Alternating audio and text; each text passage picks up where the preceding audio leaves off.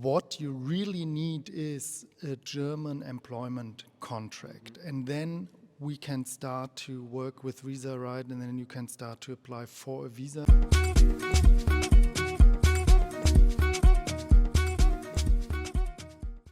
Hey everybody, this is Raoul from Find a Job in Germany, and today we are here with VISARIGHT, and I would like to welcome Andreas. Hi. And Elena. Elena is responsible for the legal issues, and Andreas is the CEO of VISARIGHT.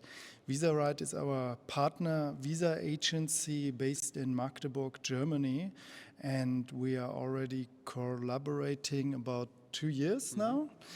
And let's find out what and how they can help you to get your visa, what you should also consider when applying for a visa, and to understand a bit the German visa process, which can be a bit tricky.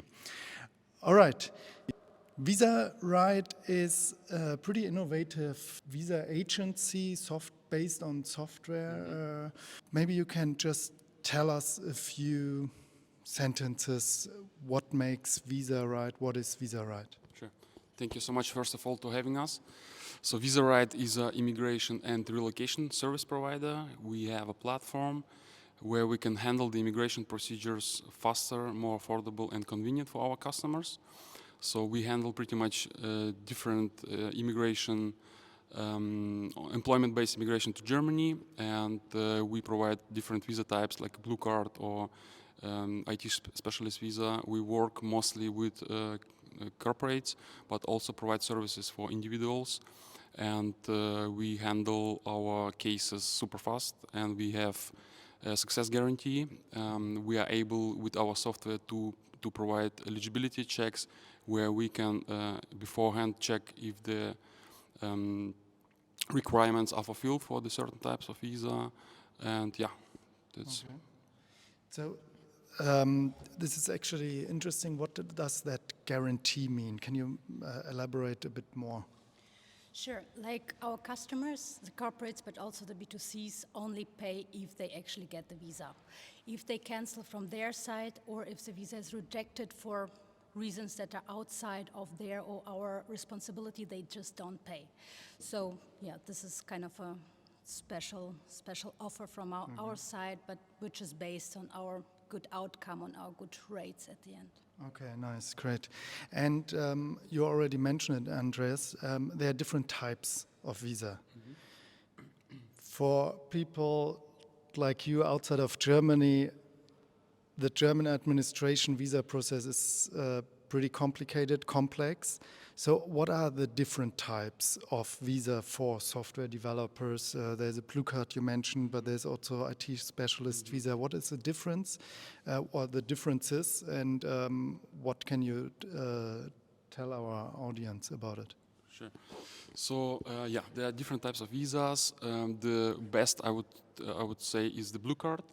And it's really depending on what kind of requirements needs to be fulfilled and what the applicant brings on the table. So it's depending on the salary level, on the job title, on your degree, if it's recognized in Germany or not. And based on the criteria, we are able to adjust the certain or the right type of visa. And yeah, there are some workarounds we can handle, but in my opinion, the blue card is the best possible one, because this has a lot of advantages for the applicant or for his family. Maybe I can add some sentences. There are basically two categories. There are education-based ones and there are experience-based ones. Blue card is an education-based one, so you always need a university degree for that. You need a university degree which is equivalent to a German one. Other than that, there are specialists. These are experience-based ones. So you need a certain year, certain amount of experience in order visa. And Andreas is completely right. The blue card is the one with the most advantages, but sometimes we can also offer a combination. For example, to go for a specialist visa first and then change once you're in Germany. So based on our experience, we can offer exactly the right combination or the right way to gain your permanent residency or whatever aim you might have for Germany in the most quick but also in a correct way. Yeah, we can also share an experience from one of our clients who had amazing experiences, and I think he worked 5 years as a software developer without any university degree and got in a few weeks a job and is about to come here to Germany. Okay, that means there are different types of visa, and just to understand again, like you would maybe start with an IT specialist, and then once the person is here in Germany, you can apply for a blue card. Definitely, this is possible. I mean, there is always like a backside if the candidates come with family. Because if you apply not for the blue card, the spouse always needs A1 level of German. So if they come with a spouse, it makes sense to go for the blue card immediately. If it's not the case, then we have to check it out. Sometimes the degree is not equivalent and we need to go through an additional process. In this case, as you said, it makes sense to come on a specialist visa first, and once the equivalence procedure is finished, to change to a blue card. But it's definitely possible law-wise. Okay, and maybe just to add and make it clear to you as well that what you really need is a German employment contract, and then we can start to work with VISARIGHT, and then you can start to apply for a visa, no matter what kind of visa you will get at the end. But the employment contract is, let's say, the starting point where you can kick off the process, right? Yes, this is the basis. So without the employment contract, we cannot reach out to authorities to get the different permissions. So, and it's possible to start with the offer, but so the later stage we need the contract, of course. Yeah. Mm-hmm. And what is also very interesting, what you provide, is the fast track process. What does it mean, and what is it? Whoever would like to. Elena, I think. Well, fast track, or the easy German word for it, is beschleunigtes Fachkräfteverfahren. It's a special process that was invented by the German government in 2020. It came with the new immigration law. And it's supposed, at least, to be a shortcut for skilled employees to come to Germany faster. It works for those who are at the embassies with big bottlenecks on appointments, for example, the Balkan region or Iran or some African countries. And for the process, you need to pay. You pay extra money to the authorities. It's 411 euro per person. And in contrary, they are bound to certain deadlines. So in the first step, you get a so-called pre-approval from the German immigration office, and with this one, you go to the embassy, and the embassy, for the embassy, it is mandatory to give you an appointment within 3 weeks, and then also to decide about your visa in 3 weeks. This can only be done on behalf of the employer, not on behalf of the employee. This is important, and our service for it that we take over the complete process for the employer.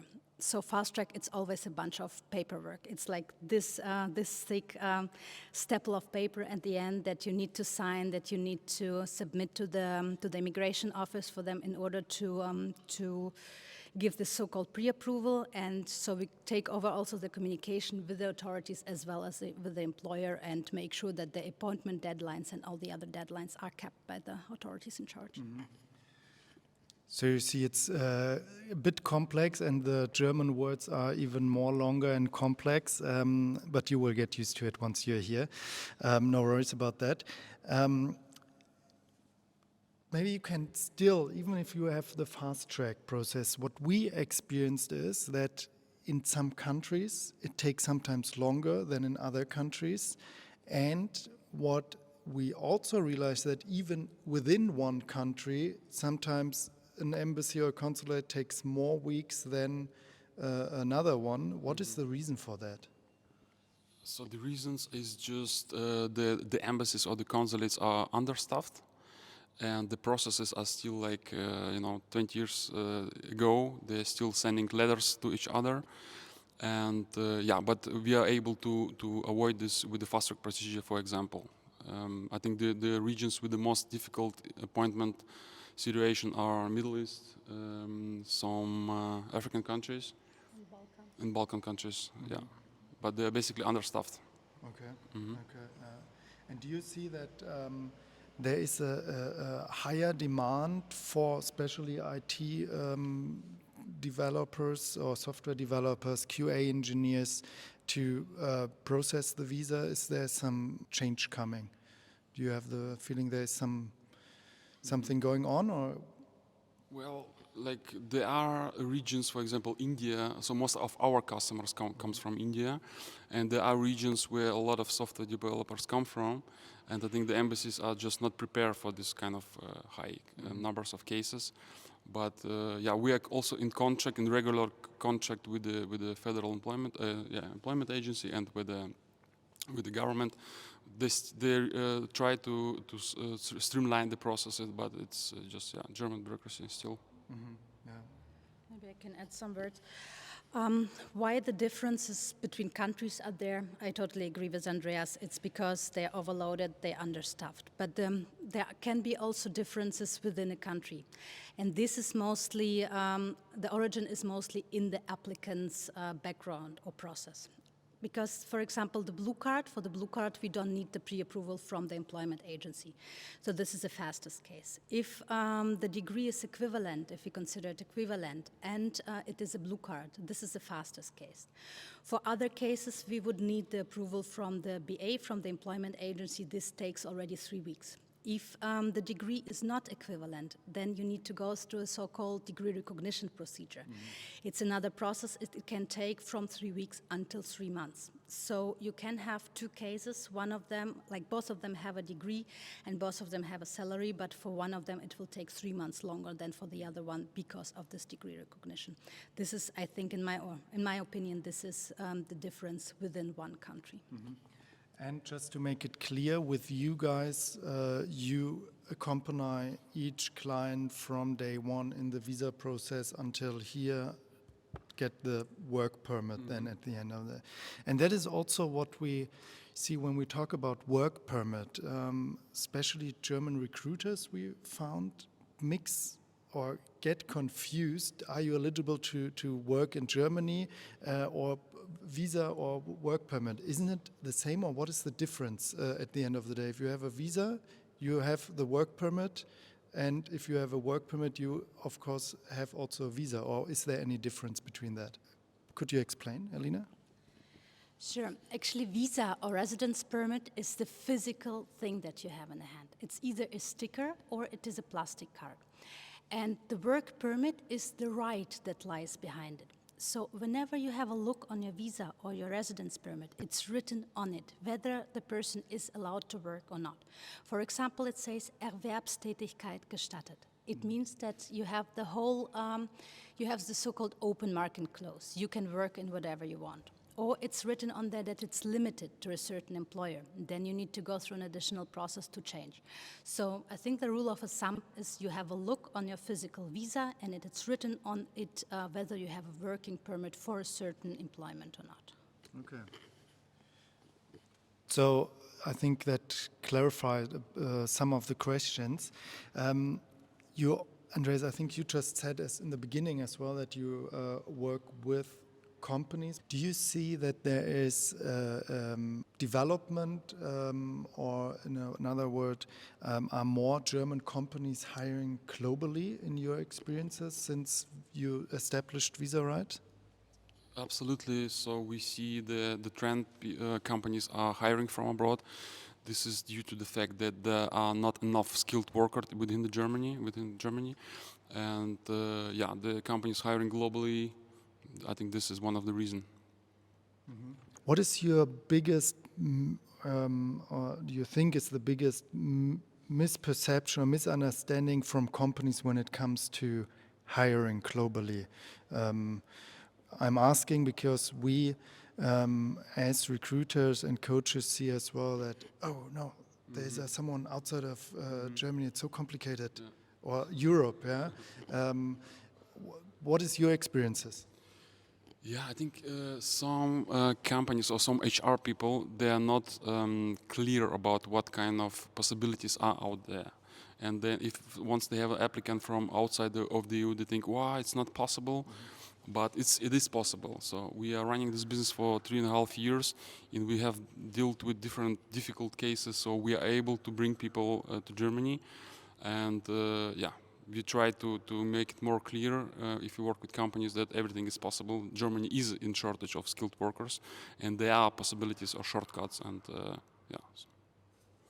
Yeah, it's funny because we see that our clients are often like they are all over the world, and in order to come and start working, it's sometimes faster even than getting someone and recruit or headhunt within Germany, and it's such a misunderstanding because it seems to be so far away, Lagos, Mumbai, or Bangalore, or whatever.